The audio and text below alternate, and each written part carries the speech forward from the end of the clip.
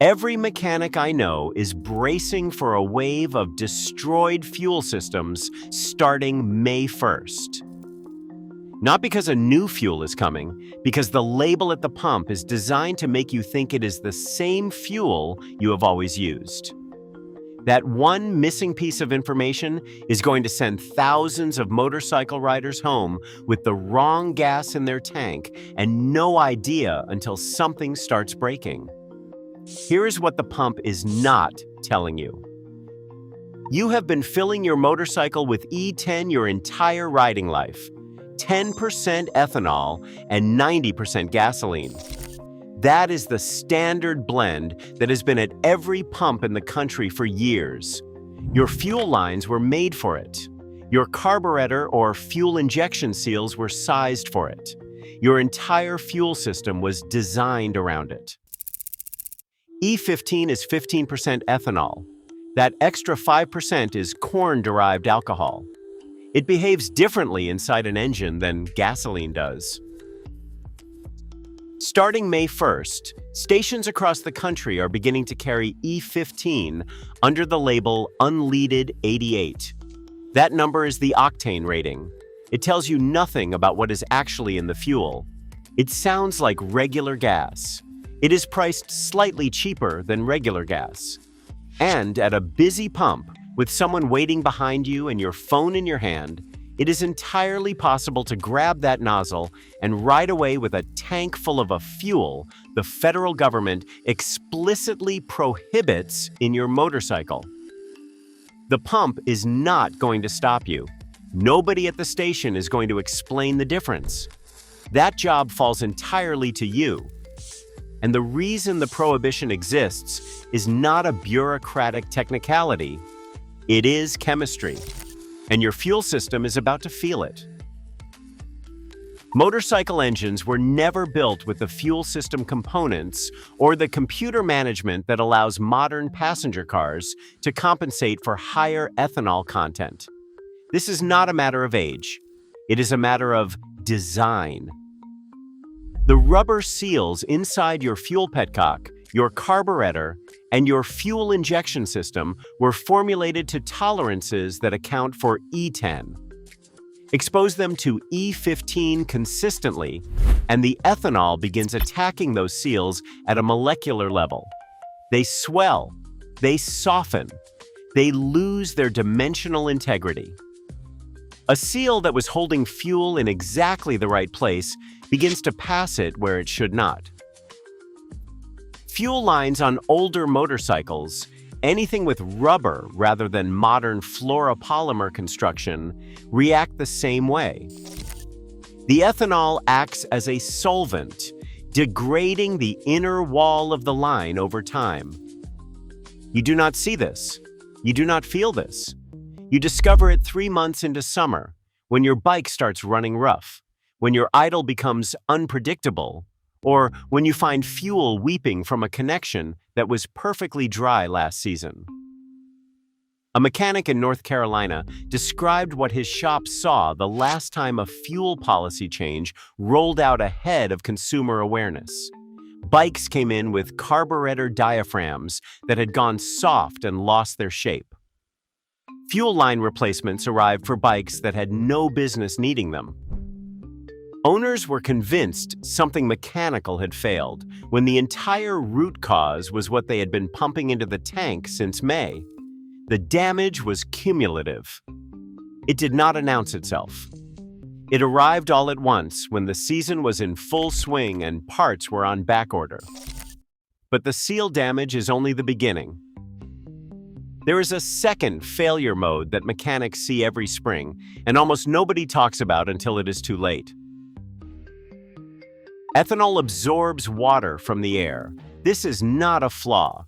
It is a chemical property of alcohol that does not change regardless of how the fuel is marketed or what octane number is printed on the display. In a motorcycle fuel tank that is not being cycled continuously, the ethanol in E15 pulls moisture in from the atmosphere. As that moisture accumulates, the water and ethanol mixture reaches a saturation point and separates from the gasoline. It drops to the bottom of the tank as a distinct layer. This creates a layer of water-contaminated alcohol sitting directly above your fuel pickup. That is what your fuel pump draws from first. In a modern passenger car with sophisticated engine management, the computer detects the lean condition and compensates. In a motorcycle, particularly anything with a carburetor or a simpler fuel injection calibration, there is no such compensation. The engine pulls that water-ethanol mixture and runs on it. The result is rough running, stumbling under load, corrosion inside the carburetor body, and in many cases an engine that will not start reliably after the bike has sat for more than 2 weeks. Boat mechanics see this pattern every single spring. An engine that sat through winter with ethanol-blended fuel in the tank, moisture worked its way in over months, and the owner arrives at the marina facing a carburetor rebuild before the season starts. The damage happened in the off-season with a fuel choice that felt like a saving at the time. For motorcycle riders in climates with genuine winter storage periods, E15 in a full tank at the end of autumn is a guarantee of problems at the start of spring. The fuel that seemed cheaper in October is going to cost several $100s to remediate in April. And if the chemistry was not enough, there is a financial trap waiting for any rider who runs E15 consistently through a warranty period.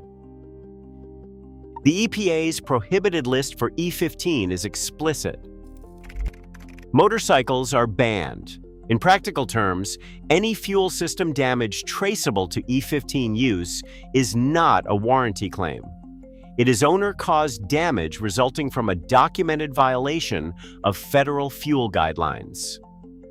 Your dealer does not have to cover it. Your manufacturer does not have to cover it. If your service history shows consistent purchases at stations that carry E15, you have handed the service department everything they need to decline the repair. This is not a theoretical risk. Consumer Reports has documented cases in the automotive space where dealers denied fuel system claims because the ethanol content exceeded what the owner's manual allowed. The same legal architecture applies to motorcycle warranties. The manufacturer specifies approved fuel. You used fuel outside that specification. The claim is denied. A fuel injector failure on a modern motorcycle costs between $300 and $800 per injector, depending on the model. A carburetor rebuild on an older bike runs $200 to $500. A fuel pump replacement runs $300 to $700. Those repairs are not covered if the root cause is traceable to the fuel you chose. The savings at the pump were real. The repair bill that follows is also real, and it is significantly larger.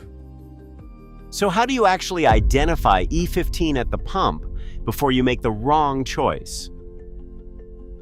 Federal law requires a conspicuous warning label on every E15 dispenser.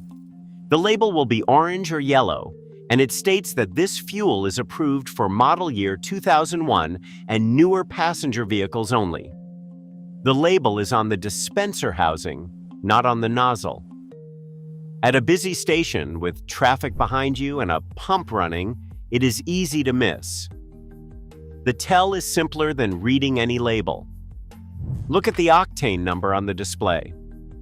Standard regular gasoline is 87. If you see 88, that is E15. One digit. That is the entire difference between the correct decision and a warranty conversation you do not want to have. Some stations use blender pumps that mix ethanol and gasoline on site to hit a target blend. At those pumps, the ethanol content of what comes out depends entirely on which blend you select. The octane number on the display is your most reliable signal at every type of pump.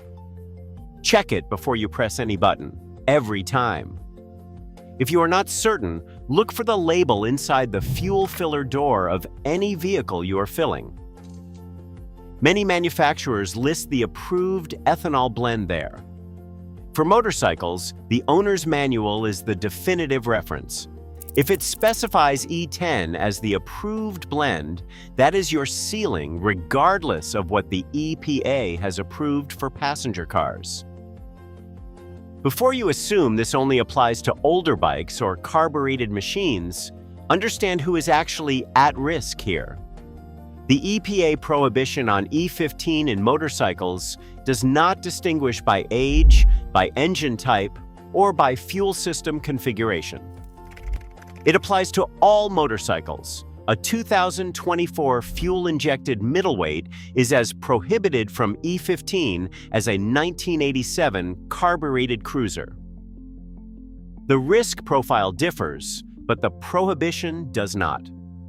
Modern fuel-injected motorcycles with rubber fuel system components still face seal degradation over time with consistent E15 exposure. The phase separation risk applies equally to any tank that sits between rides, and the warranty exposure applies most critically to newer bikes still within the coverage window. The riders most likely to make this mistake are not the ones with old carbureted bikes who already know their machines are sensitive to fuel quality. They are the riders on modern bikes who assume that because E15 is approved for their car, it must be acceptable for their motorcycle. That assumption is wrong, and it is going to be an expensive one for a significant number of people this summer. Right now, approximately 3,000 stations out of 145,000 retail fuel outlets in the country carry E15. That is about 3% of pumps. The majority of riders will not encounter it at their regular station this season, but that number is growing. The EPA has used this emergency waiver mechanism 5 consecutive summers. Each year, more infrastructure is built around E15 distribution. Each year, the label gets more familiar and less alarming to people who do not know what it means. The summer of 2026 is not the peak of this. It is the beginning of a transition that will put E15 at an increasing proportion of the pumps you use every season from here forward. The riders who understand what that label means right now are the ones who will not be explaining a fuel system failure to a service writer in August. The riders who grab the cheaper nozzle without reading the display are going to find out this summer what cumulative ethanol damage looks like when it arrives all at once. Check the octane number before you press the button. If you see 88 on that display, put the nozzle back and move to the next pump. If this could save your fuel system, subscribe, drop a like, and tell me in the comments. Did you even know E15 was coming to pumps near you?